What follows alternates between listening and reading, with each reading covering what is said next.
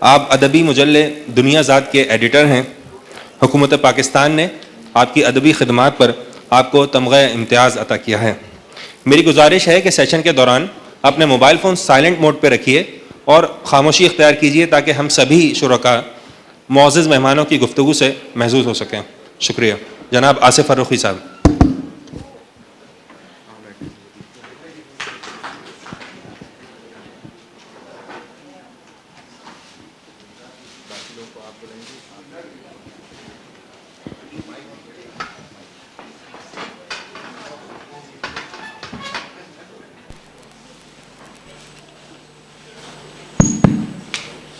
Session شروع کرنے کے لیے میں اس پروگرام کے جو دیگر شرکاء ہیں ان کو ایک ایک کر کے دعوت دوں گا.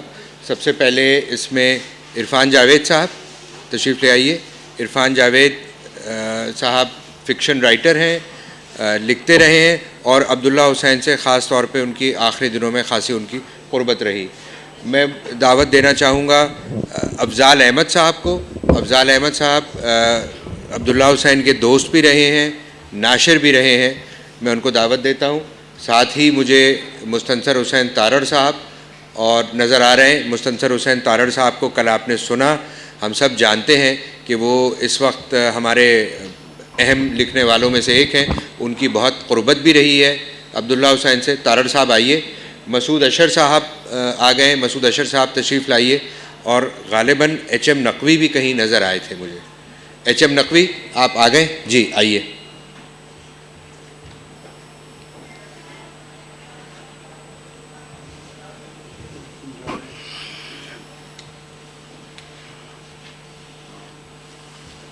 شکریہ.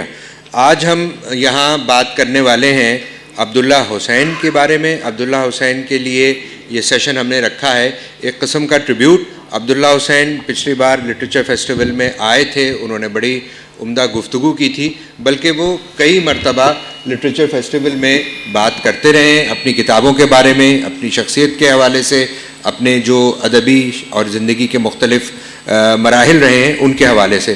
تو آج ہم گفتگو اس طرح سے کر رہے ہیں کہ عبداللہ حسین کی شخصیت اور عبداللہ حسین کے کام کے بارے میں. عبداللہ حسین کے بارے میں ہم سب جانتے ہی ہیں کہ محمد خان نام کے ایک نوجوان نے سیمنٹ فیکٹری میں کام کرتے ہوئے فارغ وقت کو ختم کرنے کے لیے اپنا ایک ناول لکھنا شروع کیا, اپنے لیے نام عبداللہ حسین اختیار کیا, اور وہ ناول غالباً 1963 میں اداس نسلیں کے نام سے شائع ہوا. اور پھر جو کہتے ہیں کہ تاریخ, آواز نہیں ہے, اچھا تو سوری مجھے لگا کہ میں غلط بات کہہ گیا. تو اداس نسلیں شائع ہونے کے بعد جسے کہتے ہیں کہ تاریخ, اردو فکشن کی تاریخ وہ نہیں رہی. مگر اداس نسلیں سے پہلے ایک بہت چھوٹی سی کہانی کا میں ذکر کرنا چاہوں گا. میں ہمیشہ عبداللہ حسین سے یہ کہتا تھا کہ مجھے وہ کہانی بے انتہا پسند ہے. بعض معاملات میں وہ کہانی اداس نسلیں سے زیادہ نازک ہے. تو عبداللہ حسین نے بتایا کہ جب ان کا ناول تیار ہو گیا تو پبلشر نے شرط رکھی کہ آپ تو بالکل گمنام آدمی ہیں, آپ کی جب تک 2-3 افسانے شائع نہیں ہو جائیں گے آپ کے نام کو کون جانے گا. عبداللہ حسین نے ندی نام کی ایک کہانی لکھی جو سویرا میں محمد سلیم الرحمن نے شائع کی. میرا خیال ہے اردو میں اتنا نازک اور دل کو چھو لینے والا افسانہ کم لکھا گیا ہے. اداس نسلیں کے زیادہ ذکر پہ عبداللہ حسین ناراض بھی ہو جاتے تھے کہ آگے کی بات بھی تو کرو, اس لیے میں اداس نسلیں کی اس وقت بہت تعریف کر رہا ہوں کیونکہ وہ آڈینس میں نہیں بیٹھے ہوئے ہیں. ویسے ان کا ناول باغ اور پھر اس کے بعد نادار لوگ اور ان کی مختصر کتابیں نشیب اور قید اور فریب جو ان کے افسانوں کا آخری مجموعہ ہے, یہ ان کے کام کا مکمل حجم ہے جو جس کو کہتے ہیں کہ لارجر دین لائف معلوم ہوتا ہے. ان کے کام کے بارے میں سب سے پہلے میں بات کرنے کے لیے ایچ ایم نقوی سے درخواست کروں گا. ایچ ایم نقوی نے ان کے ساتھ بہت وقت گزارا, کچھ بے تکلفی کی محفلیں بھی ہوئیں, اور خاص طور پہ کراچی میں جب بھی وہ لٹریچر فیسٹیول میں یا کسی کانفرنس میں آئے نقوی صاحب کے ساتھ ان کا بہت ساتھ رہا. نقوی صاحب نے ان کے بارے میں بڑا خوبصورت اور دل کو چھو لینے والا مضمون بھی لکھا ہے. نقوی صاحب, عبداللہ حسین کو ٹریبیوٹ پیش کیسے کریں گے آپ؟ بھائی ہم شخصیت کو کم جانتے تھے, شخص کو زیادہ. ہماری ان سے ایک طرح سے یاری رہی. راتیں ہم نے ان کے ساتھ گزاری, کہے لگائے, گالی گلوچ بھی کری. بڑے ایک مزے کے وہ شخص تھے جن میں ایک بچپنا بھی تھا اور ایک بادشاہیت بھی. آپ اگر ہمیں اجازت دیجیے تو ہم چند جملے اپنے خاکے سے پڑھ لیں جو ان کے گزرنے کے بعد ہم نے شائع کیا تھا. میری اجازت کا تو کوئی سوال ہی نہیں ہے, اس لیے کہ آپ کو اجازت عبداللہ حسین نے خود دے رکھی تھی. آداب.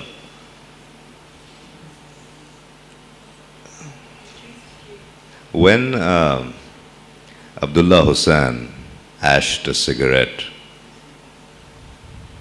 he always missed the ashtray. There was an inevitable salting in his immediate periphery. He had large, dramatic hands that he used to swat the air when he spoke.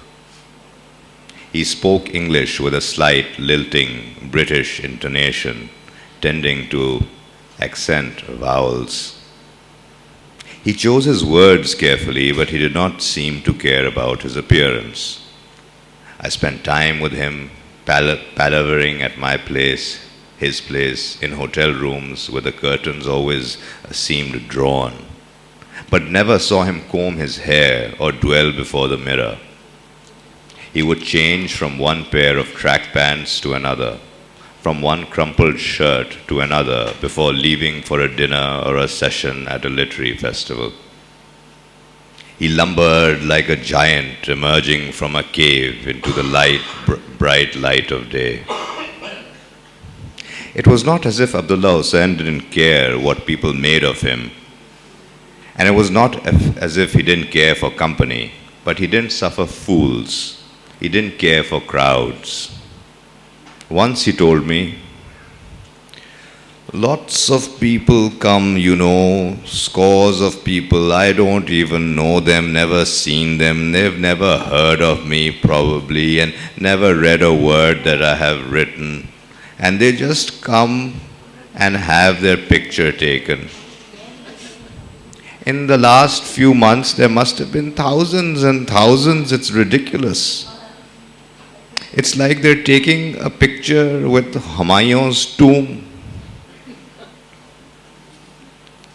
I knew the man more than the monument. Whenever he was in Karachi, he would drop by my place to spend an evening accompanied by his boon companion, the novelist, renowned actor and raconteur Mustansar Hussain Tarar, and our intimate confrère, the columnist and short story writer Irfan Javed.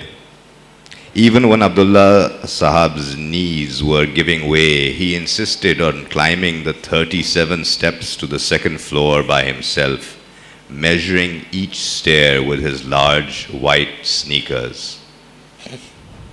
We would chat into the night about life, literature, love, listening to Madam or Frank Sinatra, Kende Ne Naina, or Fly Me to the Moon. Abdullah Hussain had an impish sense of humor and a hearty laugh, especially after a drink or two. He knew his whiskey. He famously ran an off-license in South London for years before returning to Lahore. When someone in the audience at the Karachi Literary Festival misunderstood the nature of the operation, asking him whether it was becoming for somebody of his stature to deliver liquor to clients, he responded, I don't go to them, they come to me. Once he summoned me to the Mehran Hotel as he tumbled off his bed that night because the bed was too small for him. Over tea and cigarettes, he told me he had been honored by Alhambra recently at an elaborate ceremony. There were other writers in attendance on stage, a renowned critic, a renowned judge, various dignitaries and officials, and even the Prime Minister showed up. After speeches were delivered, accolades bestowed, as the program came to a close, the Prime Minister came up to Abdullah Hussain. His PA whispered something into his ear. Looking Abdullah Sahab up and down, he said, "Das nasle tusi likhiyan si?"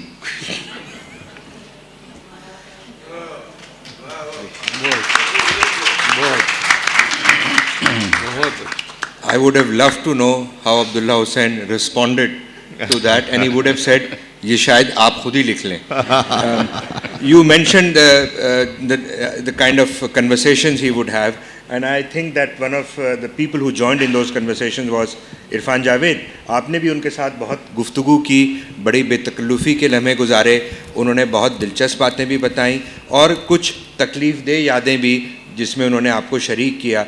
तो उनकी ज़िंदगी के जो दुख थे, जो गम थे, जो अनकही बातें थीं, आपको कैसी बातें याद आती हैं? देखें आसिफ साहब, अभी जिस तरह हुसैन ने तस्करा किया कि तारड़ साहब, मैं, हुसैन, अब्दुल्ला हुसैन साहब के साथ हमने बहुत वक्त गुजारा. एक वाक़या वो उन्होंने आपको ईमेल में लिखा भी था और बाद में बयान भी किया, मेरे सामने भी कई मरतबा बयान किया. वो ये था कि पार्टीशन के टाइम पे when he was quite young, वो उसका हवाला मैं ये दे दूं कि वो वाक़या उन्होंने उस वक्त लिखा, मैंने उनको गलती से सालगिरह की मुबारकबाद दे दी, तो उन्होंने नाम लिखकर कहा कि मुबारकबाद के साथ ये वाक़या भी देखिए. जी, तो वो वाक़या ये था कि पार्टीशन के मौके पे जब फसादात जारी थे, उनके एक टीचर थे जिनको पूरी क्लास के तमाम स्टूडेंट्स बहुत ज़्यादा आइडलाइज़ करते थे और एज अ रोल मॉडल देखते थे. इस दौरान एक गैर मुस्लिमों की ट्रेन जो है वो गुजरात, जहाँ से अब्दुल्ला हुसैन साहब का ताल्लुक़ था, वहाँ से गुज़री. तो उस ट्रेन को रोक लिया गया और उस ट्रेन में से जब मुसाफिर, खौफज़दा मुसाफिर जिसमें ख़वातीन भी थीं, बच्चे भी थे, बूढ़े भी थे, वो उतरे और खौफजदगी के आलम में इधर उधर जाए पनाह तलाश करने लगे, भागने लगे. तो वही उस्ताद एक जत्थे की क़यादत करते हुए आए. एक हिंदू थे वहाँ, एक हिंदू जो मुसाफिर था, उसने भागने की कोशिश की खेतों की जानिब. तो इन्होंने देखा कि इनके उस्ताद का जो जत्था है वो उस हिंदू के पीछे भागा.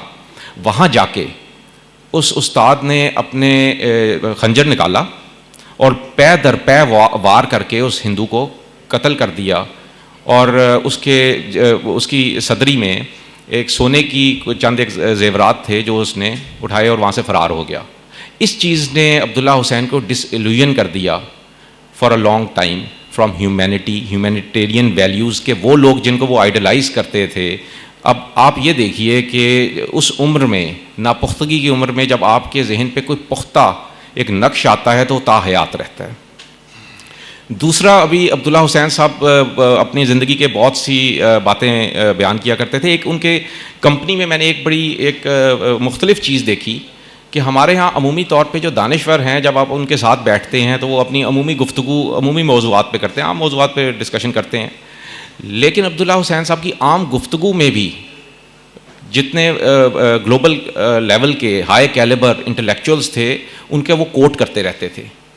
छोटी छोटी बातों पे वो टॉल्स्टॉय का हवाला दे देते थे, दोस्तोयेव्स्की का हवाला दे देते थे, मार्शल प्रूस्ट का तो रेगुलर वो हवाला दिया करते थे, जो कि एक शो करता था ना सिर्फ ये कि उनकी अपनी एक इंटेलेक्चुअल डेप्थ, बल्कि उनकी एक जो मुताले की वुसअत भी ये सामने आती थी. जब उनकी किताब अभी उदास रसलें का आसिफ साहब ने तस्करा किया, इसकी 50वीं इसको शाया हुए इसकी गोल्डन जुबली थी, तो वो मुझे कहने लगे कि इरफान, तुम्हें पता है कि जब ये मैंने किताब लिखी थी तो मुझे तो इसका पब्लिशर भी नहीं मिलता था. अलबत्ता ये शाया होने के बाद 50 साल जब पूरे कर गई तो उसमें मुझे अपने आफाकी ख़यालात जो यूनिवर्सल उनके थीम्स थे, उसके अलावा वो कहते थे कि जो मेरी सादा ज़ुबान है, जिसके अंदर आम फहम अंदाज में मैं लोगों तक बात पहुँचाता हूँ, उसका बहुत रोल है. क्योंकि ज़ुबान वक्त के साथ बदलती रहती है. अगर आप बिल्कुल सादा बुनियादी ज़ुबान रखें, छोटे जुमलों पे उनका ख़ास एक होता था, तो ये उसको अपने एक राइटिंग की जो बेसिक उनका स्ट्रक्चर था उसकी बुनियाद कहते थे. फिर इसी तरह उनके बहुत से रिग्रेट्स اچھا ایک چیز کا وہ تذکرہ کرتے تھے آخری دم تک, وہ بہت زیادہ سوشلائز نہیں کرتے تھے لوگوں سے, ہی واز مور آف اے ریکلوس. تو وہ کہتے تھے کہ یار یہ جو شہرت ہے اور پارٹیوں پہ جانا اور لوگوں سے ملنا اور سوشلائز کرنا, یہ وہ کہتے تھے یہ ساری شہرت ایک ایلوژن ہے, ایک فریب نظر ہے. اصل کام جو ہے وہ ہے جو آپ اپنا کریٹو کام کرتے ہیں. آپ اس سے اندازہ کیجئے کہ جب وہ آخری ٹائم پہ وفات سے 10 روز پہلے بھی انہوں نے تذکرہ کیا اپنے ناول کا, ایک انگریزی ناول لکھ رہے تھے این افغان گرل کے نام سے. تو وہ یعنی کہ وہ کہتے تھے ابھی مجھے بہت کام کرنا ہے. اچھا پھر کچھ افسانوں پہ بھی کام کر رہے تھے, وہ نامکمل ہیں, اگر وہ کہیں سے دستیاب ہو جائیں یا حاصل کیے جائیں تو وہ ایک یقیناً بڑی سوغات ہوگی ادب کے لیے. تو اس طرح بے شمار چیزیں ہیں جو ان کی. اچھا اداس نسلیں کا انہوں نے تذکرہ کیا. ایک روز کہنے لگے کہ یار اداس نسلیں کو لوگوں نے کس طرح اس لفظ کو اس ترکیب کو استعمال کیا ہے. وہ کہنے لگے کہ جی میں نے ایک دن اخبار میں دیکھا کہ ایک فیچر ہے اور اس کے اوپر اداس نسلیں لکھا ہے. میں بڑا خوش ہوا کہ میری کتاب کے اوپر یہ فیچر ہے. تو کہتے ہیں جب میں نے پڑھنا شروع کیا تو اس میں تھا کہ آج کل کے بچے جو ہیں وہ نشے کا شکار ہو گئے ہیں, وہ مختلف چیٹنگ کرتے ہیں پرچوں میں اور وہ اداس ہیں. تو اس حوالے سے پورا اداس نسلیں کا ان سے وہ کیا گیا تھا. تو اس طرح بے شمار باتیں ہیں جو اب یاد میں ہی رہ گئی ہیں. بہت شکریہ. آپ نے یہ بتایا کہ عبداللہ حسین ٹالسٹائے, داستایوسکی اور پروسٹ کا ذکر بڑی بے تکلفی اور سادگی کے ساتھ کرتے تھے, اور شاید وہ سمجھتے تھے کہ یہ لوگ دراصل انہی کے محلے کے رہنے والے ہیں, کیونکہ ان کے ساتھ ایک قربت اور جگانبت بھی تھی, اور خود عبداللہ حسین اسی قد کاٹ کے آدمی تھے ادبی معنی میں. میں ان کے حوالے سے بات کرنا چاہوں گا افضال احمد صاحب سے, جنہوں نے سنگ میل کی طرف سے اداس نسلیں کا جوبلی ایڈیشن بھی چھاپا, ان کی دوسری کتابیں بھی چھاپیں, اور عبداللہ حسین کی شخصیت, جیسے وہ انسان تھے, جس طرح وہ لوگوں کے ساتھ ملتے جلتے تھے, جس طرح وہ سامنے آتے تھے, اس کے حوالے سے افضال صاحب آپ کو کیا چیزیں یاد ہیں؟ عبداللہ حسین کو یاد کرنا تو مشکل ہے. مجھے لگتا ہے کہ وہ میرے مطلب کسی وقت بھی فون آئے گا, کیونکہ میں انہیں فون کرتا تھا یا وہ مجھے فون کرتے تھے, تو 1 گھنٹے سے پہلے یا 1.5 گھنٹے سے پہلے فون بند کرنا مشکل ہوتا تھا. وہ اتنی زیادہ باتیں کرتے تھے اور اتنے خوشگوار لہجے میں ہماری باتیں ہوتی تھی. سب اپنے وہ رائٹر دوستوں کے بارے میں باتیں کرتے تھے, اپنی کتابوں کا اتنا زیادہ انہیں کوئی پریشانی نہیں ہوتی تھی, وہ تو ایک ڈیفرنٹ ایشو تھا. اور میں انہیں کہ ہمیشہ میری ان سے یہ فرمائش ہوتی تھی, میں نے کہا عبداللہ صاحب آپ نے اداس نسلیں لکھا, اس کے بعد آپ نے وہ یہ نادار لوگ لکھ دیا, اب خدا کے واسطے آپ کوئی آزاد لوگ یا آزاد نسلیں لکھ دیں تاکہ پاکستان کا ہمارا حال اچھا ہو. آپ تو اسی کو کنٹینیو کری جا رہے ہیں. وہ لیکن وہ بہت ان کے دل میں بہت پاکستان کے بارے میں بہت درد تھا, بہت سوچتے تھے, اور ایک کوئی خاص مجھے لگتا ہے خاص مشن کے ساتھ پاکستان ان کی واپسی ہوئی. اور جس حالت میں وہ آ کے پاکستان لاہور میں رہے تو میں انہیں پوچھتا تھا کہ آپ کو کیا ہوا, کیونکہ ہم لنڈن میں بھی ان کے گھر جا کے رہتے تھے, بڑی اچھی وہ زندگی وہاں گزار رہے تھے. کچھ سوچ کے وہ ایک خاص مشن پہ پاکستان آئے کہ میں وہاں جا کے وہاں بیٹھ کے اب دوبارہ ایک ادبی کام شروع کروں جو وہاں کی لوکل سچویشن کو وہیں سے بیٹھ کے اسیس کر کے. اور اس میں انہیں اب اتنے سال لگ گئے کہ ان کی جب نادار لوگ انہوں نے ہم نے چھاپی تو اس کا انہوں نے لکھ دیا کہ ابھی یہ جاری ہے, کہ اس کے میں انہوں نے کہا تھا کہ 2 اور پارٹ لکھوں گا. لیکن وہ میرے خیال سوچتے سوچتے اتنی دور نکل گئے کہ انہیں خیال ہی نہیں اس میں رہا کہ اب میں اس کے بارے میں کیا لکھوں, کیونکہ ہر مہینے میں لگتا ہے کہ ہمارا گراف اوپر جا رہا ہے, اگلے مہینے وہی گراف آپ کو غائب نظر آ جاتا ہے. وہ اسی اس کشمکش میں انہوں نے یہ جو نئی کہانیاں لکھیں فریب کے نام سے, فریب میں بھی دیکھ لیں آپ کو سارا جو یہ فریب ہی نظر آتا ہے جو ہماری سوسائٹی میں چلا جا رہا ہے, جس کا عبداللہ حسین پہ بہت زیادہ اثر ہوتا تھا کہ یہ کیوں ایسے کر رہے ہیں, کہ پاکستان میں کس چیز کی کمی ہے, کیا ہمارے ساتھ مسئلہ کیا ہے. گفتگو میں جب ایز اے دوست وہ گفتگو کرتے تھے تو پھر آپ یو انجوائڈ لاٹ ود مطلب کچھ بھی آپ ان کے ساتھ موضوع چھیڑ لیں. پہلے وہ پائپ پیتے تھے, اور جیسے کسی نے یہاں کہا جی کہ وہ ایشٹرے ان کے سگریٹ کی اس میں نہیں جاتی تھی راکھ, تو میرا چونکہ میں ساتھ ہی بیٹھا رہتا تھا تو میرا خیال تھا وہ جان بوجھ کے کرتے ہیں, وہ کچھ نہ کچھ ایسا کرنا چاہتے ہیں جس سے کہ دوسرا کچھ ان سے پوچھے تو اب ہم ان کے سامنے بیٹھے کیا پوچھیں گے جی ایسٹرے تو یہ پڑھی ہے. اگر وہ ان کا اتنا اچھا موڈ ہوتا تھا کہ کئی میرے پاس کئی دفعہ وہ آتے تھے, خاص طور پہ وہ تارڑ صاحب اور عبداللہ صاحب اکٹھے ہی آتے تھے, اور پھر میں دونوں سے وہ مستفید ہوتا تھا, باتیں سنتا تھا, دونوں کی بیچ میں چھیڑ چھاڑ بھی کرتا رہتا تھا. کسی کا وہ لحاظ نہیں کرتے تھے, سیدھی بات کرتے تھے, کسی کا دل دکھانے والی بات نہیں کرتے تھے. کہیں سے وہ کھانا کھا کے آئے میرے پاس, پھر آ کے وہ آگے کہتے جی بیٹھے, میرے خیال 2 ڈبیاں وہ سگریٹوں کی پی گئے, ایک بڑا ڈبہ وہاں بسکٹوں کا پڑا ہوا تھا جو سارا عبداللہ صاحب کھا گئے, کہ تھوڑا تھوڑا کھاتے کھاتے. تو مجھے تو بہت مزہ آتا تھا ان کی کمپنی میں. کوئی ایک ایسی زندگی گزار رہے تھے جو ان کے آپ رائٹنگز میں جو پڑھ لیں تو وہ لوگوں کے بارے میں سوچتے تھے کہ میں کاش اپنے لوگوں کے لیے کچھ کر سکوں. میری رائٹنگز, میری تحریریں پڑھ کے لوگ سیدھی سمت میں چلے. اپنی ان کی سمت بالکل سیدھی تھی. ایک عام اچھا خوشگوار زندگی گزارنے والا مطمئن انسان جس طرح کی زندگی گزارتا ہے اسی طرح کی وہ باتیں کرتے تھے, اسی طرح کے وہ لطیفے بھی سناتے تھے, سیریس باتیں بھی کرتے تھے. میرے پہ وہ خاص کوئی توجہ کرتے تھے کہ وہ بھئی تم پتہ نہیں کہاں سے, یہ پبلشروں کے پاس تو ایسی باتیں نہیں ہوتی, پبلشر تو کسی کی کتاب نہیں پڑھتے. کیونکہ میں کوئی نہ کوئی ایک اگر پیراگراف پڑھ کے تو تھوڑی سی میں چالاکی کے ساتھ, اپنی ہوشیاری کے ساتھ ان کو کسی اور طرف لے جاتا تھا. تو پھر میری طرف وہ دیکھتے تھے, کہتے تھے یار یہ میں کس قسم کے پبلشر سے میرا واسطہ پڑ گیا ہے کہ جو تھوڑا بہت کتابیں پڑھ بھی لیتا ہے اور پھر میں جو الٹے سیدھے سوال بھی کرتا ہے, لیکن وہ کبھی ناراض نہیں ہوئے. میرے خیال میں ان چند خوش نصیبوں میں ہوں گا, کیونکہ میرے سامنے بھی وہ کبھی کسی سے بہت ناراض بھی ہو جاتے تھے کہ جن سے کبھی, کیونکہ میں بڑی کوئی کیا اسے چالاکی اور ہوشیاری کہہ لوں کہ ان کے میں وہ غصے سے بچ جاتا تھا. لیکن میں دل سے ان سے خاص طور پہ مجھے کہا کرتے تھے کہ افضال آپ کے ابا جان سے مجھے بہت اچھے لگتے ہیں. میرے والد صاحب کو وہ اتنا زیادہ اپریشیٹ کرتے تھے کہ وہ کہتے تھے میں آپ کی سنگ میل پہ صرف اور صرف آپ کے ابا جان کی وجہ سے آتا ہوں. اس طریقے سے جو بندے کا کہنے کا ایک ہوتا ہے اس میں آپ کو پتہ چل جاتا ہے کہ اب میری بھی عمر اتنی ہو گئی کہ بندہ دل سے بول رہا ہے کہ یہاں ویسے ہی آپ کو خوش کرنے کے لیے کہہ رہا ہے.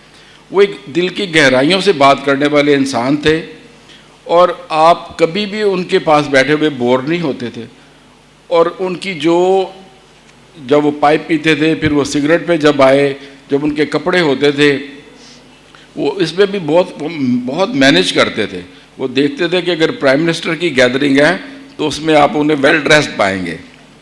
اگر وہ آپ کے پاس آئیں گے تو ہو سکتا ہے کہ ان کے سلیپر اور وہ جوتے جو ہیں وہ بس ایسے ہوں گے جیسے وہ کسی بھی جگہ پہن کے چلے جائیں. تو وہ بہت کیلکولیٹڈ, بہت سمجھدار. اور میں انہیں یہی کہتا تھا کہ آپ میری نظر میں رائٹر کے لیے جو بیسٹ سچویشن ہے جس میں وہ انجوائے کر رہا ہو, ایک ایزی لائف گزار رہا ہو. جب وہ لاہور آئے شروع میں تو ڈیفینس میں ایک گھر میں وہ اوپر والی منزل میں رہے, اور شدید گرمی تھی لاہور میں. تو ہم گئے, میں ابا جان اور میرے بھائی ان سے ملنے. تو ہم نے کہا کہ کیا کر رہے ہیں آپ اتنی گرمی میں, کیسے مینیج کریں گے. لیکن وہ کچھ سوچ کے آئے تھے کہ اب میں نے اپنے ہی پاکستان میں رہنا ہے اور یہاں سے میں نے کچھ ایسے کام کرنے ہیں جس سے زیادہ سے زیادہ لوگوں کو پتہ چلے کہ ہم کس سمت جانا چاہیے. اور میرے لیے تو وہ ایک ایسی خوشگوار یاد ہے ان کی, اتنی مطلب میں کیا کہتا ہوں اتنی باتیں مجھے ان کی یاد ہیں, یا جو میرے بارے میں کرتے تھے کہ وہ میرے لیے سمجھے کہ four life time achievement award اگر کسی کو مل جائے تو جو عبداللہ حسین مجھے کہتے تھے. اور میں ان کے لیے یہی کہوں گا کہ وہ اس وقت انہوں نے پاکستانی لٹریچر کا نام اس لیول پہ لے کے گئے جس وقت بہت کم رائٹرز کسی بھی جگہ پہ جا کے کمپیٹ کر سکتے تھے. عبداللہ حسین بہت بڑا نام تھے اردو ادب کا. اور اب یہ جو آج کل کے باقی بچوں کا انہیں نہیں پتہ چلتا, وہ سب یہی مجھے کہتے تھے, انتظار صاحب بھی کہتے تھے, عبداللہ صاحب بھی, یار یہ پتہ نہیں کدھر سے لوگ آ جاتے ہیں, ایک ادھر سے بازو پکڑ لیتا ہے, کدھر سے پکڑ لیتا ہے, سیلفی بنواتے ہیں, تصویر بنواتے اور چلے جاتے ہیں, پتہ نہیں ہمیں جانتے بھی کہ نہیں جانتے. یہ تو پھر آج کل کے دور کی باتیں ہیں. لیکن میرے دل میں مجھے ابھی بھی لگتا ہے کہ ان کا فون آئے گا کہ یار میں تو تارڑ آ رہے ہیں, تو بس اب پھر وہ آ کے بیٹھ جاتے تھے. اور ایک ایسا بندہ اس دنیا سے چلے جانا یہ ایک ایسی سائنس ہے کہ جو پتہ نہیں کون آ کے ہمیں بتائے گا کہ وہ کہاں چلے جاتے ہیں، لیکن وہ ہماری یادوں میں اپنا جو روپ چھوڑ جاتے ہیں، میرے خیال ہمارے لیے وہ بھی ایک بہت بڑا انعام ہے. میں تو عبداللہ حسین کو اس زمانے کا، پاکستان کا ایک جو صف اول کے 2-3 ادیب ہیں ان میں ان کا شمار کرتا ہوں، اور انہوں نے جو اردو کو عزت ساری دنیا میں دلوائی اس کے لیے ایز اے پبلشر میں ہمیشہ ان کا شکر گزار رہوں گا. اس میں کیا شک ہے. افضال صاحب، ایک بات اور میں شیئر کرنا چاہوں گا. عبداللہ حسین کا آخری خط جو میرے نام آیا، جو ان کے انتقال سے چند مہینے پہلے تھا، وہ آپ کے بارے میں تھا کہ وہ آپ کی صحت کے بارے میں تشویش میں مبتلا ہیں اور آپ کی کسی بات کا اس میں حوالہ تھا. لیکن میں یہ سمجھتا ہوں کہ اتنے خیال کے باوجود وہ آپ کو قریب بٹھا کر راکھ اس لیے گراتے ہوں گے کہ کوئی نہ کوئی چنگاری لگے اور آپ ان کو بے ضرر قسم کا بابا نہ سمجھ لیں. آپ نے ذکر کیا میت تارڑ، تو یہ عبداللہ حسین صاحب یہ بہت ہم سنتے تھے، یہاں کراچی آنا بھی ہوتا تھا تو وہ یہ کہتے تھے لٹریچر فیسٹیول کے لیے یا کسی پروگرام کے لیے، بھائی کیا اس فلائٹ میں تارڑ صاحب کو بکنگ کرائی ہے اور میرے ساتھ ان کا پروگرام ضرور رکھنا کہ وہ سفر اس میں شریک رہیں. تارڑ صاحب، آپ عبداللہ حسین سے شخصی طور پر بھی قریب رہے، آپ نے ان کو ایک اہم ادیب کے طور پر بھی دیکھا، تو یہ شخصیت اور بڑا ادیب یہ اب آپ کو اس وقت کیسے یاد آ رہا ہے؟ بسم اللہ الرحمن الرحیم. یہ کام کر رہا ہے جی؟ ہیلو جی. تقریباً 2 برس پیشتر ایک کب رپورٹر، نوجوان بچی، ابلاغ میں اس نے ایم اے کیا، کسی اخبار کو جوائن کیا، اور وہ جو کب رپورٹر ہوتے ہیں ان کی بڑی خواہش ہوتی ہے کہ ان کے زمانے کے جو مشہور لوگ ہیں ان سے انٹرویو کیا جائے. تو وہ آئی تو مجھے کہنے لگی کہ طاہر صاحب آپ اپنی زندگی کے بارے میں مجھے تفصیل سے بتائیے. میں نے کہا بی بی تفصیل سے بتانے کے لیے، کیونکہ میں 75 برس کا ہو چکا ہوں، مجھے مزید 75 برس چاہیے جو شاید میرے پاس تو ہوں گے، تمہارے پاس نہیں ہوں گے. ہاں تو بین ہی عبداللہ کو میں تقریباً 46 برس سے ہماری جو پہلی ملاقات ہے، تو اس کے بارے میں تفصیل سے بات کرنے کے لیے مجھے بھی 46 برس چاہیے. میں نے ایک مضمون لکھا ہے، I was very impressed. Naqvi کا جو مضمون تھا تو وہ 50-60 صفحے کا ہے، وہ ظاہر ہے کہ میں نہیں پڑھوں گا. میں تھوڑی سی یادیں شیئر کر لیتا ہوں کہ یہ غالباً 1972 کی بات یا 73 ہوگی. میرا ایک ناولٹ ہے فاختہ، اس کی تقریب ہو رہی تھی نیشنل سینٹر میں جب کشور وہاں پہ ڈائریکٹر تھے. تو تقریب کے بعد ہم کشور کے دفتر میں آ بیٹھے. بانو آپا بھی تھی وہاں پہ جنہوں نے مضمون پڑھے، انور سجاد تھے، احمد الدین قاسمی تھے اور لوگ تھے، ممتاز مفتی بھی آئے ہوئے تھے. خیر، تو میں نے دیکھا کہ ایک بہت دراز قامت شخص، بہت ہینڈسم، مطلب کہ فرینچ کٹ اس کی داڑھی تھی اور سوٹ جس طرح پہنا ہوا تھا، اور اکثر لوگ عبداللہ کو فارنر سمجھتے تھے کیونکہ ان کا قد کاٹ ایسا تھا اور رنگت ایسی تھی. تو بڑی خاموشی سے پائپ پی رہا. تو مجھے دیکھ کے بڑی مشکل وہ اٹھے، اور وہ جب اٹھتے تھے تو خاصی دیر اٹھتے رہتے تھے کیونکہ دراز قامت بہت. تو کہنے لگے جناب علی، میں نے آپ کا نا، کیونکہ he had a very strong Punjabi accent Urdu کا، تو میں نے آپ کا فاختہ پڑھا، بھائی کمال کا آپ نے لکھا ہے. اچھا. میں نے نہایت مربیانہ انداز میں کہا جی شکریہ، آپ کیا کرتے ہیں؟ نہیں میں نہیں جانتا تھا نا. تو کہنے لگے کہ میں جی لکھت پڑھت کا کام کرتا ہوں. تو میں نے کہا کیا لکھا ہے؟ کہنے لگے اداس نسلیں. میں ساتھ ان کے برابر میں بیٹھا ہوا تھا، میں نیچے بیٹھ گیا اور ان کے گھٹنے پکڑ لیے. میں نے کہا کہ آپ اس طرح مجھے گناہ گار کر رہے ہیں. اور وہ آغاز تھا. ان دنوں انگلینڈ رہتا تھا عبداللہ، تو سال کے سال کئی مرتبہ 6 مہینے، اور ہمیشہ بائی روڈ آتا تھا. ایک بڑی وہ اس کے پاس وین تھی، اس میں سارا کوئی ڈال کے تو بائی روڈ آ گیا. اور ظاہر ہے کہ یہاں پہ میرے ساتھ اس کی کمپنی ہوتی تھی. تو انٹرسٹنگ جو بات، میرے پاس 175 ہونڈا تھا ان دنوں، تو میں پیچھے بھی اٹھا لیتا. اور اکثر یہ ہوتا کہ اب میں ڈرائیو کر رہا ہوں نا، تو خان صاحب کے جو گھٹنے ہیں وہ یہاں تک آتے ہیں. اچھا، وہ میں اس کو ہینڈل نہیں موڑ سکتا. تو میں نے کہا خان جی گوڈے تو بنا کرو. کہنے میں کتنے لے کے جاؤں. اچھا. تو میں وہ اس ذہن میں نے تب کچھ لکھا تھا کہ عبداللہ حسین کو ساری عمر نہ اپنے قد کے برابر کی چارپائی نصیب ہوئی اور نہ کوئی نکات. اور اس کا جو توجیہ ہے کہ اب وہ ایک ٹریجک سی کہ جب ڈیتھ ہوئی عبداللہ کی تو اس کی بیوی نے مجھے فون کیا آفٹر 5 منٹس، بہت زیادہ، کیونکہ وی ور ویری کلوز. بلکہ نور ان کی بیٹی نے کہا کہ before he went into coma تو he was worried about you, he was asking about you. اس کے بعد وہ، اور میں بیمار ہوں تو انتظار صاحب بھی آئے تو عبداللہ ایک دن آ گئے تو وہ نلکیاں ولکیاں مجھے لگی ہوئی ہیں اور وغیرہ وغیرہ. تو کہنے کہ تم نے کیا یہ فراڈ بنا رکھا ہے، ہاسپٹل میں تو مجھے داخل ہونا چاہیے تھا کیونکہ ان کو وہ بلڈ کینسر تھا، اور تم کس سلسلے میں آ کے لیٹ گئے. پھر کہنے کہ ہاں تم ہے نا ایکٹر ہو، تم ہمیشہ لائم لائٹ میں رہنا پسند کرتے ہو، تو مجھے نہیں لیٹنے دیتے، خود لیٹ گئے ہو. مطلب اس قسم کی ہمارے درمیان جو بے تکلفی تھی. جب میں وہاں پہ پہنچا تو ایک عجیب جو میرے کہ وہ عبداللہ had died about half an hour before، اس کے اوپر کمبل انہوں نے ڈالا، اینڈ بلیو می کہ اس کے پاؤں اس پلنگ سے باہر نکلے ہوئے تھے، کیونکہ وہ پلنگ بھی اس سائز کا نہیں تھا. لیکن اس کا ایک عجیب ٹریجک ایک فیلنگ کہ جب ہم دفن کرنے گئے تو گورکنوں نے انہیں اٹھایا اور میں کنارے کھڑا. ریسنٹلی میں بھی ہاسپٹل سے آیا تھا، ویری ویک، افضال تھا میرے ساتھ. تو ایک گورکن نے واضح طور پہ کہا کہ یار یہ گوڈے سمیٹو، یہ پورا نہیں آ رہے. تو نہ صرف اس کو ساری زندگی چارپائی ملی اپنے قد کے برابر میں، اور نہ نقاد اور نہ ہی قبر. آخری لمحوں تک بھی اس کا یہی سلسلہ تھا.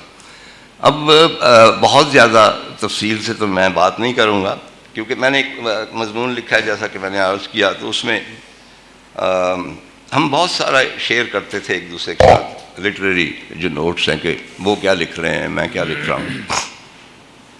اور مثلا میرا افسانہ ہے بابا بغلوس جس پر گلزار نے نظمیں لکھی ہیں. بنیادی آئیڈیا میں نے عبداللہ سے لیا تھا. انہوں نے مجھے ایک واقعہ سنایا، میں نے کہا خان جی یہ کچھ لکھنا ہے اس کے بارے میں؟ کہنے کہ نہیں. میں کہ تسی کہو تو میں لکھ رہا ہوں. کیا لکھ لو. اسی طرح ہی ان کی افغان گرل جو ہے ناول آ رہا ہے، اس میں ایک کریکٹر ہے جو میں نے کچھ سجیسٹ کیا یا وٹ ایور. لیکن ایک چیز اور جو مزے کیا کہ ہم یہاں پہ ہمیشہ ساتھ ساتھ رہتے تھے. صبح سویرے دروازہ میں کہتا تھا جی خان صاحب کھلا رکھنا. جا کے میں نے دیکھنا خان صاحب منہ کھولے ہوئے سو رہے ہیں. اب مجھے ہمیشہ ہی دھڑکا لگا رہتا تھا کہ یہاں کچھ ہو گیا تو کروں گا کیا. تو میں نے جگانا تو پہلے مجھے دیکھ کے تو کہنا ایم آئی ڈیڈ. اچھا میں کہ نہیں خان صاحب یو ناٹ. کہنے لگے کہ I feel like I am dead. تو میں نے کہا آپ مجھے دیکھ رہے ہیں نا؟ تو کہنے لگے ہاں. میں نے کہا اگر آپ مجھے دیکھ رہے ہیں and you are dead then I am also dead. تو پھر ان کو کچھ یقین ہوتا کہ نہیں حالات. تو یہاں پہ فیسٹیول کے حوالے سے بے شمار چیزیں، مطلب پچھلے برس ہم گئے کسی یہاں سیشن کے بعد فارغ ہو کے ان کے کمرے میں گئے، بیٹھے تھے، کچھ چائے وائے منگائی ہے. وہ 15-20 منٹ کے بعد ہی head to go to the washroom. اچھا اٹھے ہیں تو تھوڑا لڑکھڑا گئے ہیں، گر پڑے. اب میں نے دیکھا کہ ان سے اٹھا نہیں جا رہا.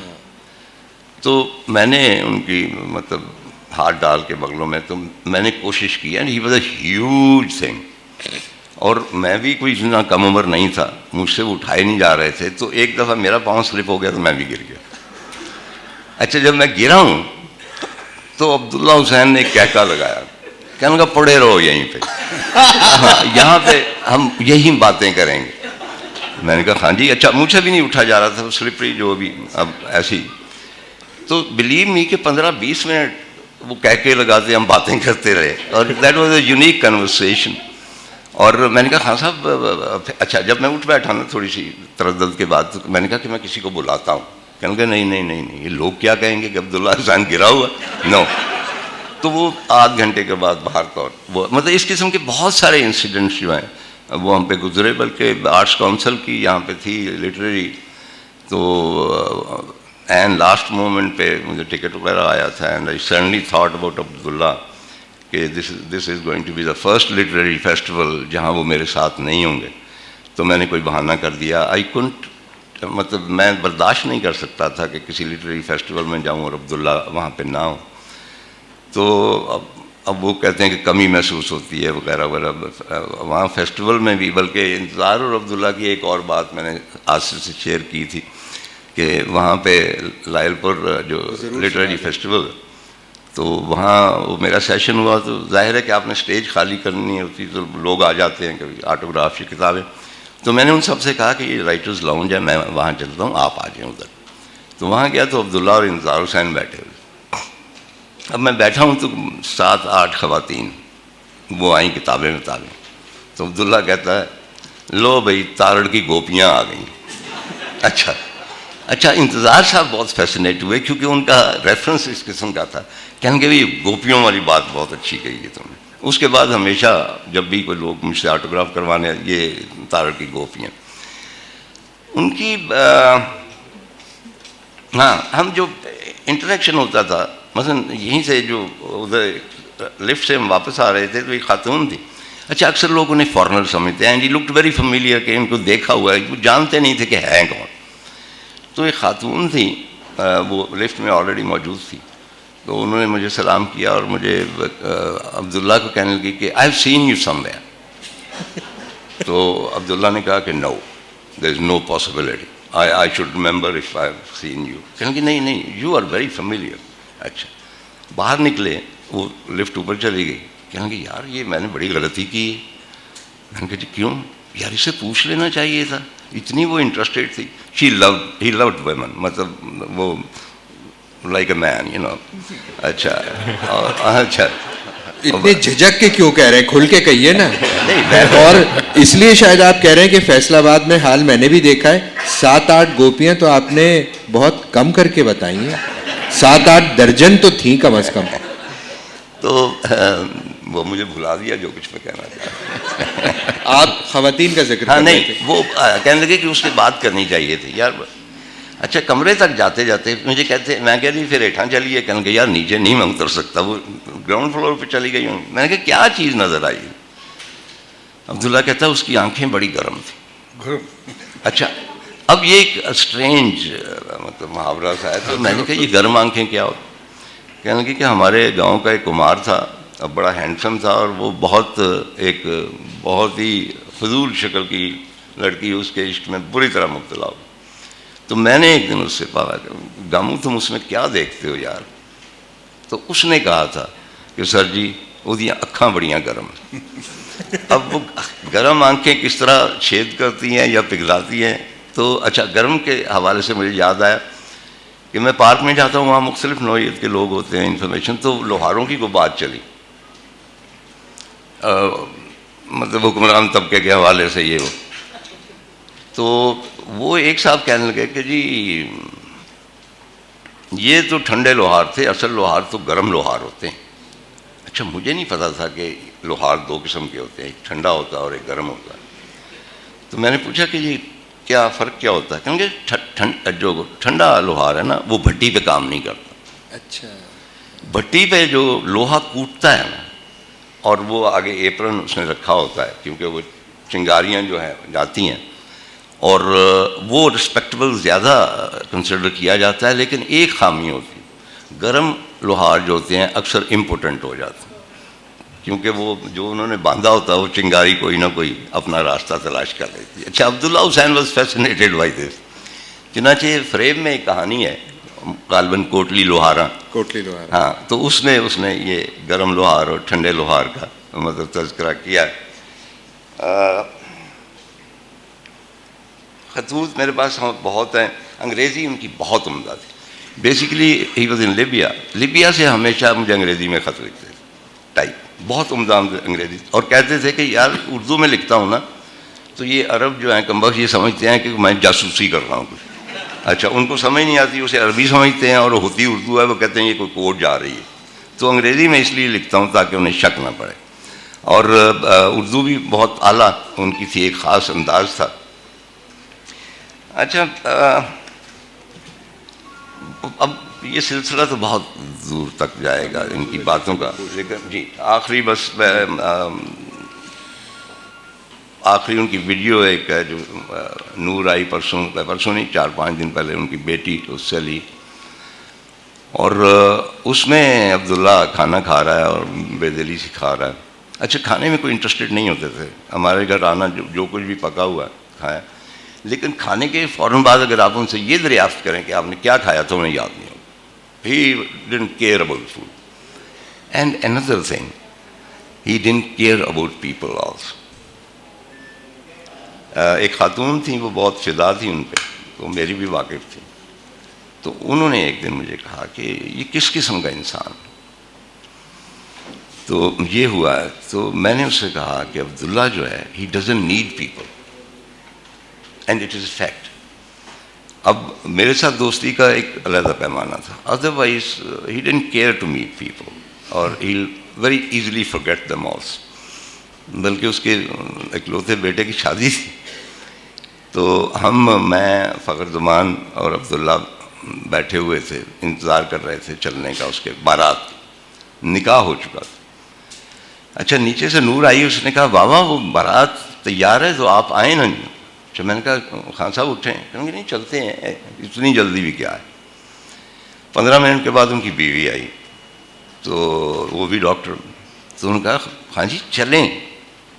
تو عبداللہ کہتے ہیں بات سنو، نکاح ہو گیا ہوا نا؟ اس نے کہا ہاں. تو جاؤ جا کے دلہن لے کے آ جاؤ، مجھے کوئی مصیبت میں ڈالتی تھی. He simply refuse to go.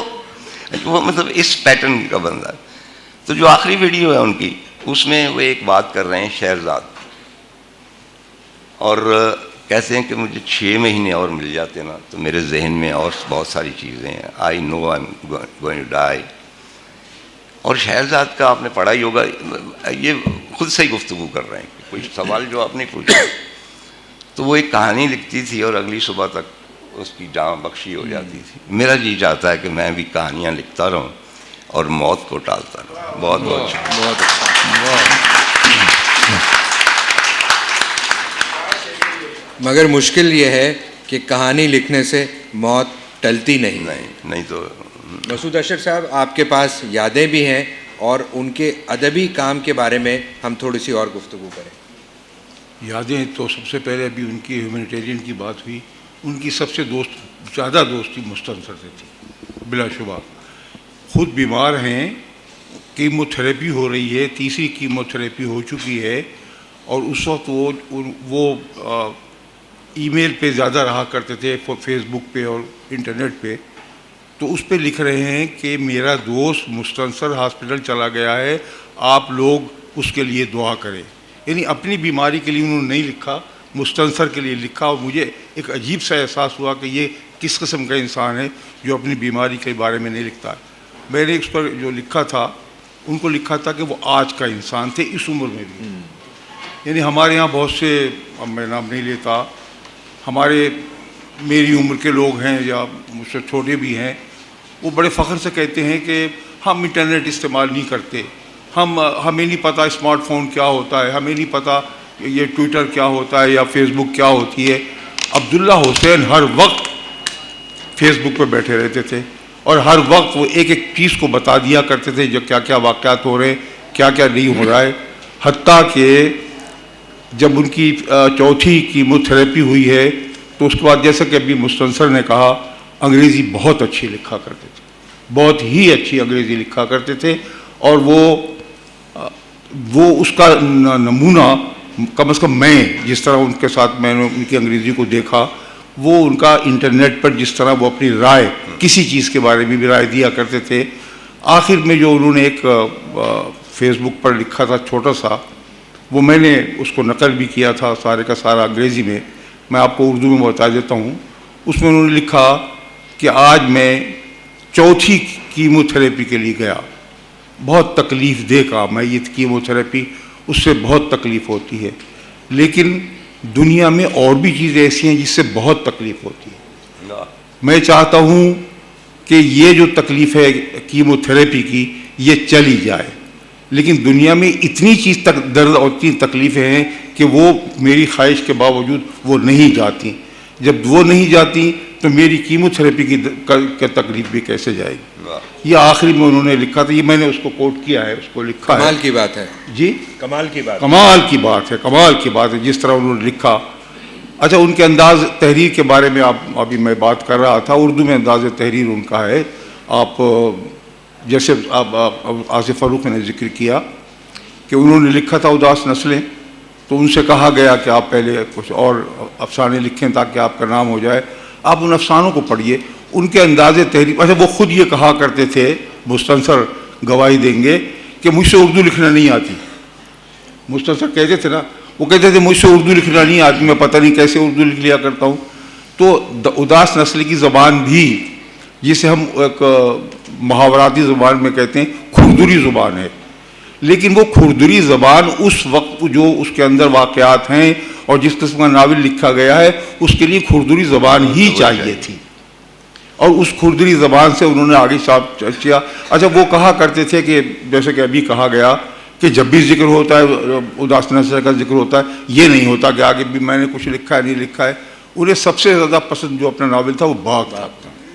سب سے زیادہ باغ کو پسند کیا کرتے تھے. اگر آپ لوگوں نے باغ پڑھا ہے تو دیکھیے اس میں ایک ایلوسو سی چیز ہے, باغ ہے بھی اور نہیں بھی ہے.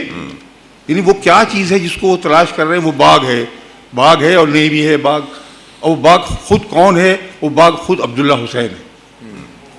عبداللہ حسین خود وہ باغ ہے جو کسی کی سمجھ میں نہیں آتا, کسی کی سمجھ میں نہیں آتا. مجھے ابھی اس کا یاد آ رہا ہے, ورجینیا وولف نے لکھا تھا کہ ہم کیریکٹرز کو تلاش کرتے ہیں, کیریکٹرز کو یاد کہ اور ہم سمجھتے ہیں کہ ہم نے اس کو اپنی گرفت میں لے لیا, لیکن کبھی اس کا ایک دامن ہمارے ہاتھ میں آ جاتا ہے, کبھی اس کا دوسرا دامن آ جاتا ہے. پورا کیریکٹر ہمارے ہاتھ میں لکھنے والوں کے نہیں آتا.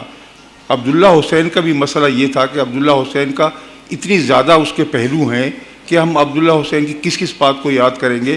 تو اسی لیے اب باغ ہے جو ان کا ناول ہے, پھر اس کے بعد انہوں نے یہ فریب پھر یہ دیکھیں کہ جلا وطنی کا جو تصور اردو ادب میں پہلی مرتبہ آیا ہے وہ عبداللہ حسین نے ہم نے متعارف کرایا ہے کہ پاکستان سے باہر رہنے والے کس طرح زندگی گزارتے ہیں, کیسی زندگی گزارتے ہیں, ان کے کیا مسائل ہیں, ان کے آپس کی تعلقات, آپسی رشتے جو ہیں وہ کیا ہے.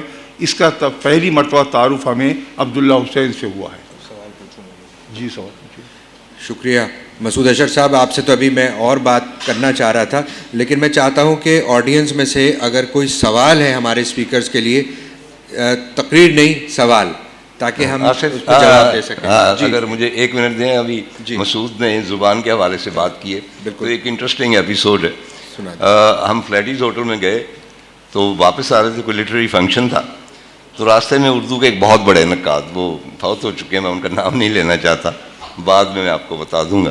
ہاں بتا ضرور دیجیے گا. جی بتا ضرور دیجیے گا. ہاں بتائیں. تو وہ مجھے پکڑ کے کہنے لگے, کیونکہ عبداللہ باہر رہتے تھے, کم آتے, کہنے لگے یہ عبداللہ حسین ہے. اچھا ہے. میں نے کہا جی میرا تعارف کرواؤ. تو میں نے, ظاہر ہے کہ بہت بڑے نقاد تھے, میں نے بہت توصیفی الفاظ میں ان کا تعارف کروایا. تو عبداللہ نہایت ناگواری سے کہتے ہیں, اچھا آپ وہ ہیں نا جنہوں نے اداس لڑکے کے بارے میں لکھا تھا کہ اس شخص کو اردو نہیں آتی. اب عجیب و غریب صورتحال ہے کہ میں انٹروڈکشن کا نام بھی یاد آ گیا. اچھا, تو وہ اب تھوڑے سے پریشان ہو گئے, کہنے لگے نہیں اب آ گئی ہے. کہنے لگے نہیں, آپ کو سمجھ اب آئی کہ یہ ایک جو ماڈرن محاورہ ہے اردو کا, اب آپ کو پتہ چلا ہے کہ یہ بھی ایک ایکسپریشن ہے. تو مجھے آپ جاری رکھیے. وہ بالکل لوگوں کی سمجھ میں دیر سے آیا. میں نے کہا عبداللہ خدا کے واسطے تھوڑے سے سول ہو جاتے ہیں. کہنے لگا نہیں. اس کے بعد ایک مطلب کچھ کہا انہوں نے کہ یہ نقاد جو ہیں انہوں نے بڑا میرا پیچھا کیا اور مجھے بڑا تنگ کیا, میں ان کو برداشت ہی نہیں کر. اور ایک فقرہ کہا کرتے تھے کہ اردو کے جو نقاد ہیں they should be educated, بس. But his readers are educated through his work. جی کوئی آڈینس میں سے کوئی سوال یا مختصر کمنٹ؟ جی وقت ختم ہو رہا ہے, مائک دے دیں ادھر. جی ابھی آپ کے گفتگو کے حوالے سے آپ نے کہا کہ ان کی اردو کھردری تھی, اور وہ خود کہتے تھے کہ مجھے اردو نہیں آتی.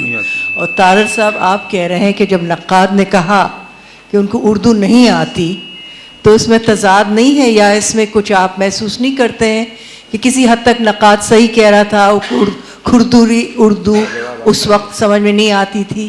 اس وقت وہ کھردوری ان کی پہچان تھی, کھردوری اردو ان کی شناخت تھی, اور کھردوری اردو ان کا اسلوب تھا جو بہت اچھا اسلوب تھا. یعنی اردو کے لیے ضروری نہیں ہے کہ ہم جو ہے مولانا محمد حسین آزاد کی زبان لکھیں. اگر آج کی زبان لکھ رہے ہیں تو ہمیں آج کی زبان لکھنا ہے, مولانا محمد حسین آزاد کے زمانے کی زبان نہیں لکھنا ہے. تو اس لیے وہ ان کا اور پھر یہ دیکھیے کہ جب آپ افسانہ لکھنے والا منصر بیٹھے ہیں, آصف بیٹھے ہیں, اور وہ بھی جاوید صاحب بھی بیٹھے ہیں, افسانے لکھتے ہیں, تو افسانے میں جو کریکٹر صرف اکیلے جو شخصیتیں ہوتی ہیں وہ نہیں ہوتی, وہ بھی اکیلی کردار نہیں ہوتی, زبان بھی بذات خود ایک کردار ہوتی ہے. تو عبداللہ حسین کا جو زبان تھی وہ بذات خود ایک کردار تھی. یعنی اس میں گہرائی بھی اتنی تھی کہ وہ جو بات کہنا چاہتے تھے اس کو بڑی نفاست اور وضاحت کے ساتھ کہہ دیتے تھے. جن لوگوں کو کھردوری لگی ان کو پھر بعد میں اپنی رائے بدلنا پڑی. جی کوئی اور سوال؟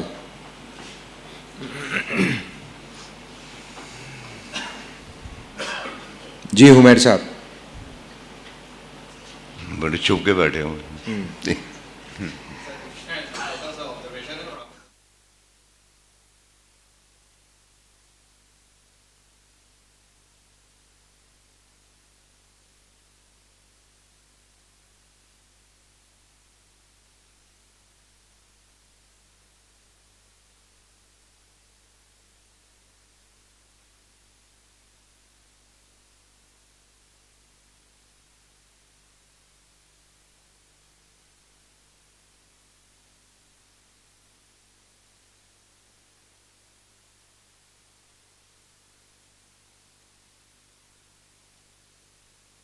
تو بڑا مشکل ہے.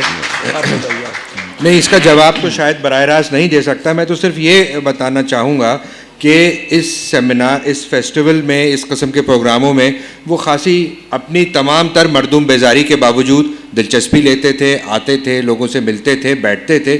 اور بات یہ ہے کہ دیکھیے, قوم اگر مردہ ہو بھی رہی ہے تو عبداللہ حسین اور انتظار حسین جیسے رائٹرز مردہ نہیں ہیں. ہم اپنی زندگی کو انرچ کرتے ہیں ان کو پڑھنے کے ایکسپیرینس سے, ان کو یاد کرنے سے. دے ور لارجر دین لائف پریزنسز. اگر وہ اس وقت فزیکلی یہاں موجود نہیں ہیں تو ان کا کام تو ہمارے سامنے ہے. کیا اب ہم اتنے مردہ ہو جائیں کہ اس کام کا ذکر بھی نہ کریں؟ اب یہ ایک اوبلیک سا جواب ہے, شاید براہ راست جواب نہیں, مگر یہ کہ مردہ پرستی کی بات نہیں ہے. آپ مستنصر کے جو سیشن ہوتے ہیں, انتظار کے جو سیشن ہوئے, یا یہ عبداللہ حسین, لوگ بھرے ہوتے تھے, ہال بھرا ہوتا تھا. اس کا اور مستنصر صاحب کے بارے میں نہیں, اس کا یہ جو ہمارے ذہن میں ہے کہ لوگ ادب اردو نہیں پڑھتے, یہ بھی کچھ غلط ہے. اردو پڑھتے ہیں لوگ, ادب پڑھتے ہیں, اور ہمارا ادب جن لوگوں نے پڑھا ہے, پڑھا جاتا ہے. یہ کہنا کہ کتابیں یہ بیٹھے ہیں, آپ بتائیے کتابیں بکتی ہیں نہیں بکتی ہیں؟ کتابیں خوب بکتی ہیں. ایک ہم نے کچھ بنا رکھا ہے, ایک تصور کہ صاحب کتابیں, ٹھیک ہے کہ جو انٹرنیٹ آیا ہے یا الیکٹرانک میڈیا نے ہمیں تھوڑا سا دور بھگا دیا ہے, لیکن پڑھنے والے کتابیں پڑھتے ہیں. اور اس سے اندازہ لگا لیجیے کہ لوگ یہاں. اور ایک چیز اور شیئر کر لوں مسعود اشر صاحب, پچھلے سال لاہور لٹریچر فیسٹیول میں عبداللہ حسین کے ساتھ گفتگو تھی جو مجھے کرنے کا اعزاز ملا تھا. اس کمرے میں کیپیسٹی سے بھر گیا, اور اس کمرے میں اتنے لوگ تھے کہ وہ دروازہ توڑ رہے تھے, اور ہمیں پولیس بلانا پڑی کیونکہ لوگ اندر آنے اور عبداللہ حسین کو سننے کے لیے بے چین تھے. جب وہ سیشن ختم ہوا تو اس کے بعد عبداللہ حسین کو اور مجھے پولیس اسکارٹ میں کے ساتھ باہر نکالنا پڑا کیونکہ ہی واز بینگ موبڈ. یہ بات ایسی نہیں ہے, اور عبداللہ حسین اس طرح کے ادیب ہیں جو ان کو مستقل سیلیبریٹ کرنا چاہیے. ان کا سیلیبریشن میرے لیے مردہ پرستی نہیں ہو سکتا. میرا خیال ہے, مجھے کچھ کہنا چاہیے کہ حمیر اشتیاق صاحب جو کہ اردو ادب کے بہت بڑے ریویور ہیں, ڈان میں اردو کے لیے بہت کام کرتے ہیں, ان کا مقصد شاید یہ نہیں تھا. وہ بھی لوگوں میں ایک ایسی چیز ابھارنا چاہتے ہیں کہ رائٹر کی ہر سطح پہ قدر کرنی چاہیے, اور ان کی زندگی میں بھی ان کی قدر ہوتی تھی. اب کسی کا مرنا اور جینا اس کے اختیار میں تو نہیں. عبداللہ حسین اور انتظار حسین اگر ہم میں نہیں ہیں تو ہم کسی بھی صورت کسی بھی وقت ان کو جان سکتے ہیں. اور ایز اے پبلشر میں آپ کو بتاتا ہوں کہ عبداللہ حسین اور انتظار حسین سونے اور ہیرے میں تولے جانے کے قابل تھے, اور ان کے جانے کے بعد اس کو بھی آپ 100 سے ضرب بھی دے رہے ہیں ہیرے جواہرات کو تو اس سے بھی زیادہ میں تولے جانے کے قابل ہیں. وہ ہمارے لیے ایک ایسا ایسٹ چھوڑ کے گئے ہیں, ایک ایسا نام چھوڑ کے گئے ہیں, اپنا کام چھوڑ کے گئے ہیں, اور ان کی اپنی پرسنالٹی کے اتنے پہلو ہیں جس پہ کوئی بھی بندہ انگلی نہیں اٹھا سکتا, جس سے کہ ہم مڑ کے یہ کہیں کہ جی کہ ان بندین کا ہم سے کوئی تعلق نہیں تھا. وہ بہت بڑا سرمایہ اور ہمارے لیے بہت خوشی کی بات ہے. عمیر صاحب اصل میں کچھ اور کہنا چاہتے تھے, کیا کچھ اور گئے, لیکن میرا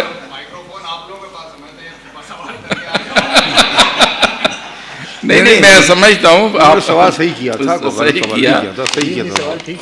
سوال ٹھیک تھا, سوال غلط نہیں تھا.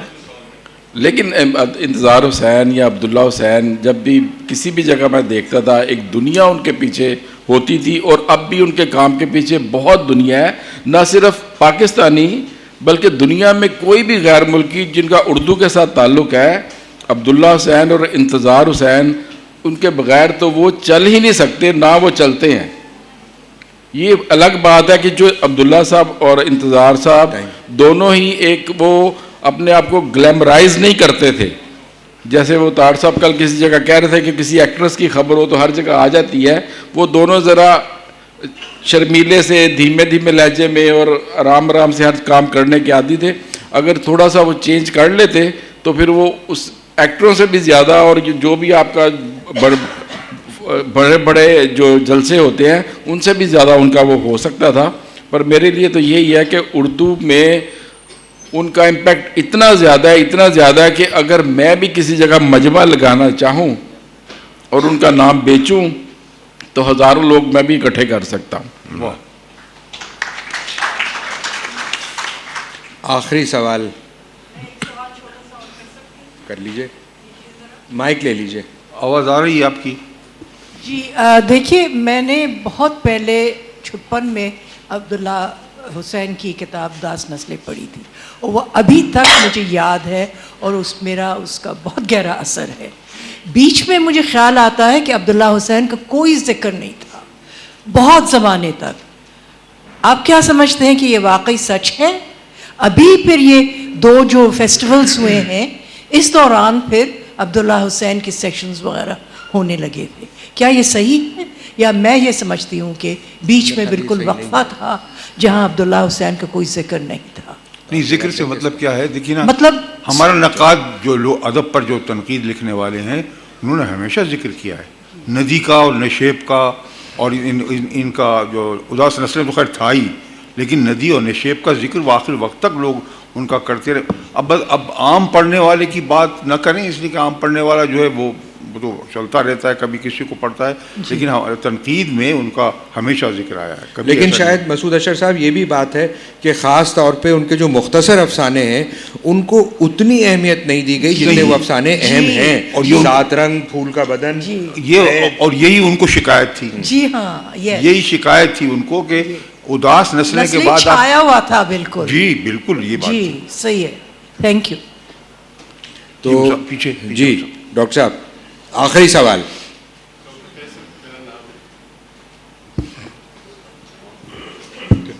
ڈاکٹر قیصر سجاد میرا نام ہے. میں بہت چھوٹا سا ایک سوال کرنا چاہتا ہوں کہ آپ تمام لوگ ماشاءاللہ لیجنڈ یہاں بیٹھے ہیں, اور جن کی بات بھی حسین صاحب کی ہو رہی ہے, سارے لوگ, اس کی کیا وجہ ہے کہ اتنا سب کچھ ہونے کے باوجود ہمارا معاشرہ اچھائی کے بجائے برائی کی طرف جا رہا ہے؟ کیا آپ لوگوں کا کوئی رول ہے اس میں؟ کیا یہ معاشرہ صحیح ہو سکے گا ہمارا؟ اب یہ اتنا مشکل سوال ہے کہ اس کا جواب صرف مستنصر حسین تارڑ صاحب دے سکتے ہیں, اور کوئی اس کا جواب دے ہی نہیں سکتا. نہیں, میرا خیال مسعود اشرف بہتر طور پہ اس کو. کیوں بھائی, تم دو نا, تم بات کرو. جی میں بات کروں؟ ہاں آپ. ٹائم کتنا ہے آپ یہ بتا دیجیے, اس پر تو ایک پورا ٹائم ختم ہو گیا. آصف صاحب اگر اجازت دیں تو میں صرف عرض کر دوں ایک بات. میں بار بار کہتا ہوں, بار بار لکھتا ہوں, ابھی پچھلے سیشن میں کہا, اس کی وجہ ہمارا تعلیمی نظام اور ہمارا تعلیمی نصاب ہے. آپ اپنی تعلیمی نصاب کو, تعلیمی نظام کو بہتر کر لیجئے. آپ کو نہ پڑھنا آتا ہے, نہ لکھنا آتا ہے, نہ تو آپ کو یہ پتہ ہے کہ دنیا میں کیا ہو رہا ہے. اس لیے کہ آپ جو ہیں ایک اردو کا محاورہ ہے بسم اللہ کے گنبد میں بند ہونا. ہم سب بسم اللہ کے گنبد میں بند ہیں اور وہ بسم اللہ ہی کیے چلے جا رہے ہیں, آگے کچھ نہیں آتا. اس لیے آپ تعلیمی نظام کو بہتر کیجئے. پڑھنا لکھنا دنیا میں اب مثلا یہ دیکھیے کہ ہم, آپ کو پتہ ہے نا کہ بچے کو پینٹنگ سکھائی جاتی ہے دنیا میں. ہمارے یہاں اور پینٹنگ کے لیے باقاعدہ ان کی ایک زبان ہے. ہمارے یہاں کسی کو اردو میں زبان ہی نہیں ہے پینٹنگ کے بارے میں تنقید کرنے کے لیے. تو آپ تعلیمی نظام کو بہتر کر لیجئے. آپ کا سیاسی نظام بھی بہتر ہو جائے گا. اگر انسان کے اندر تعلیم کے ذریعے شعور آ جائے گا تو سیاسی نظام بھی بہتر ہو جائے گا. اور امید رکھیے کہ ہم بھی انشاءاللہ اگر امید پر دنیا قائم ہے ہو جائیں گے. ویسے نظر نہیں آتا. تو اس بات کو اس پہ ختم کریں کہ عبداللہ حسین اور عبداللہ حسین جیسے ادیب خاص طور پر ہمارے یہاں نصاب کا حصہ نہیں بنتے, نصاب سے باہر رہتے ہیں. تو یہ ہمارے لیے کتنا بڑا المیہ ہے. انتظار حسین اور اس وقت ہمارا موضوع گفتگو ہے عبداللہ حسین. عبداللہ حسین کے کام پر ہماری بات جاری رہے گی, بات جاری رہنا چاہیے, کیونکہ شاخ کانپ رہی ہے, پرندہ اڑ گیا. عبداللہ حسین موجود نہیں ہیں, عبداللہ حسین کی کتابیں اور ان کا کام موجود ہے. میں اس میں ایک بات کرنا چاہتا ہوں کہ یہ جو حل بتائے جا رہے ہیں اس میں سب سے سمپل حل ہے کہ اگر ہمارے لوگ کتابیں پڑھنا شروع ہو جائیں ادیبوں کی, تو وہ کسی نظام کو بدلنے کی ضرورت نہیں ہے, سب کچھ آٹومیٹکلی ٹھیک ہو جائے گا. سب سے بڑی کمی یہ ہے کہ ادیبوں کو سنتے ہیں, ان کی کتابیں کم پڑھتے ہیں. جس دن ہم لوگ کتابیں ان کی پڑھنا شروع ہو جائیں گے, کیونکہ یہ جو کورس میں جو چیزیں ہیں اس کے بعد کی جو چیزیں ہیں جو یہ فورس ہی کرتے ہیں, جو دنیا کو آگے بنتا بگڑتا دیکھتے ہیں, وہ ادیب ہی اپنی کتابوں میں لکھتے ہیں. تو کاش ہماری قوم جس دن کتابیں پڑھنا شروع ہو جائے گی اس دن خود بخود ہی ایک سلسلہ شروع ہو جائے گا بہتری کا. کتاب پڑھنے کا ہمیں سیشن ختم کرنے کے لیے مزید پڑھنے کی دعوت دینا ہے کہ ان کو پڑھیے, سارے ادیبوں کو پڑھیے. آپ سب کی تشریف آوری کا بہت شکریہ. بہت شکریہ.